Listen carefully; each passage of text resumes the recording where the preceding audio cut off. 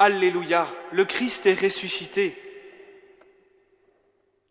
Frères et sœurs, je ne suis pas sûr que vous m'avez écouté. Le Christ est ressuscité. M'avez-vous bien compris? Le Christ est ressuscité. Je ne suis pas en train de vous scander un slogan publicitaire ou politique. Je ne cherche pas non plus à me persuader d'une pensée positive en utilisant la méthode Coué. Je ne m'efforce encore moins de trouver une formule toute faite pour répondre à la souffrance que nous vivons. Car devant les épreuves que notre époque traverse, la vraie compassion se fait avant tout silencieuse. Oui, aujourd'hui, beaucoup de familles sont endeuillées. Ces dernières semaines, beaucoup d'entre nous souffrent du Covid-19 ou de toute autre maladie. Et pour éviter la contagion, nous souffrons tous de devoir rester séparés les uns des autres. Or, devant la souffrance, je le redis, la vraie compassion se fait avant tout silencieuse. Non pas le silence du vide et de l'absence, mais le silence de celui qui reste à côté, qui tient la main et qui souffre avec. Inutile de dire à quelqu'un de blessé « Le Christ est ressuscité », car ces mots sonnent creux dans la bouche de celui qui ne souffre pas ou qui fuit la vraie compassion. Cependant, celui qui accompagne un malade n'a pas besoin de parler, mais sa présence, impuissante, encourageante et silencieuse, dit quelque chose de plus grand encore. Je suis là. De même, l'autosuggestion ou l'utilisation de la méthode Coué pour se convaincre de la réalité de la résurrection n'a aucun bénéfice. Répéter sans fin, n'importe quand, et sans même y penser, le Christ est ressuscité, ne modifie en rien les sentiments profonds de mon âme.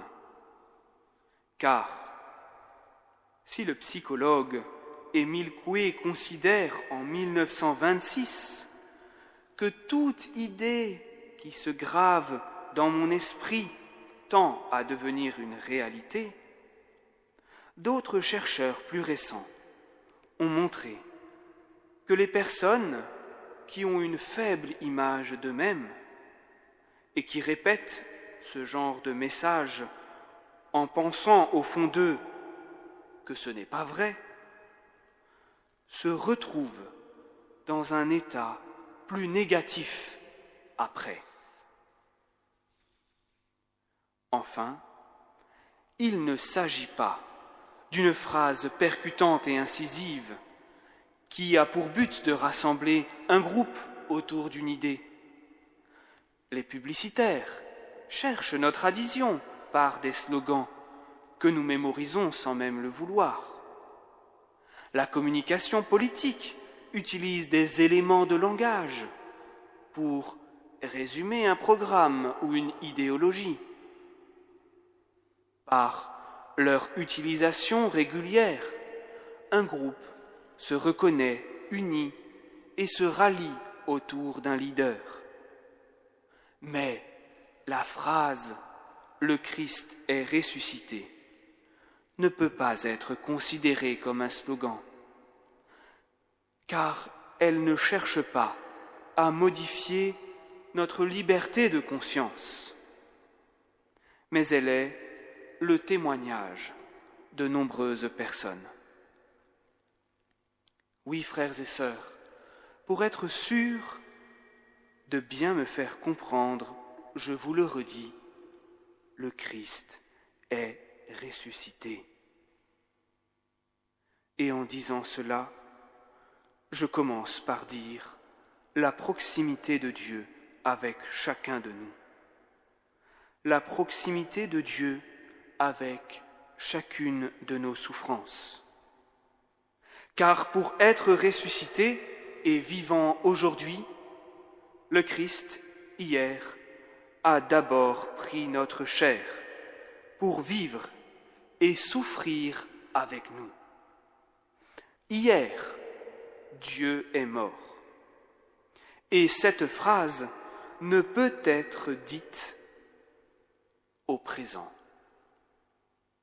Cette phrase ne peut plus être dite au présent. Car aujourd'hui, le Christ est ressuscité. Audie Christus resurrexit est.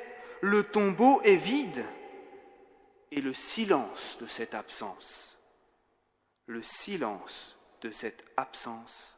dit la présence de Dieu. Aujourd'hui, au chevet de chaque malade et de tous ceux qui souffrent, le silence de la prière du vendredi saint, le silence du samedi saint, le silence du tombeau vide proclame la victoire de la vie sur la mort, la victoire de la résurrection du Christ. Oui, le Christ est ressuscité. Et tout en disant la proximité de Dieu, j'affirme aussi une réalité qui ne dépend pas de moi. Que je le veuille ou non, la résurrection du Christ a eu lieu. C'est un fait de l'histoire que je suis libre de ne pas reconnaître. Cependant, mon refus n'empêche pas son existence, car ce n'est pas moi, ce n'est pas ma foi, ni ce que disent les autres, qui est à l'origine de la résurrection du Christ. Mais c'est Dieu le Père, dans sa grande liberté, avec la puissance de l'Esprit Saint et la perfection de l'offrande du Fils, qui a réalisé ce prodige merveilleux. N'en déplaise à mon orgueil, je n'en suis qu'un témoin et je ne comprends pas tout de la grandeur de ce mystère.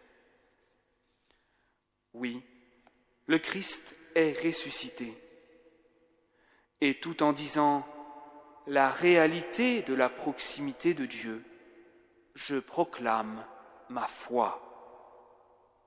Autrement dit, j'annonce ma confiance en Dieu, qui ne peut ni se tromper, ni nous tromper.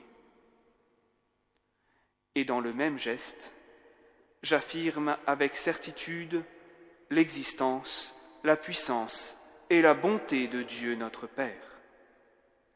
Car personne ne met consciemment sa confiance entre les mains de quelqu'un de menteur ou de mauvais.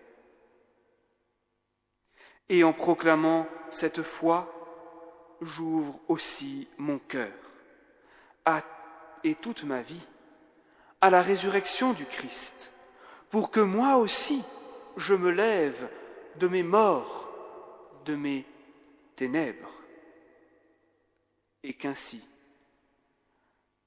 par sa grâce, avec la miséricorde du Père et le souffle de l'Esprit Saint, j'annonce par toutes mes actions la victoire de Dieu pour le monde entier. Le Christ est ressuscité. Il est vraiment ressuscité. Amen. Alléluia.